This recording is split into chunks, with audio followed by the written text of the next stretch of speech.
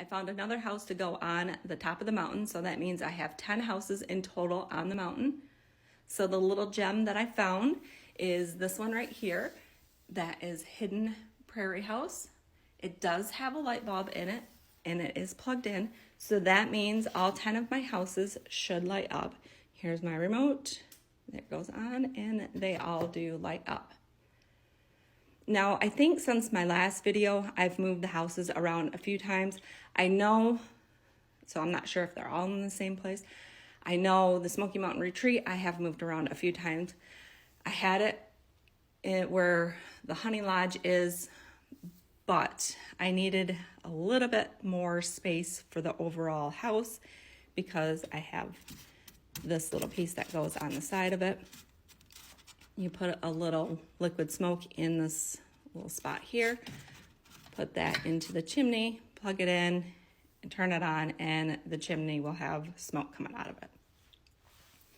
So because I had to put the Smoky Mountain Retreat in front of the Honey Lodge, it's a little bit taller than what the Honey Lodge was sitting on the little mountain that it did have.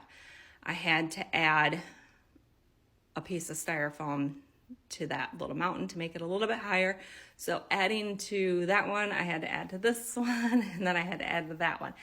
But I did end up, all 5 of the houses that are sitting on a little mountain or a little hill, I did carve all of them.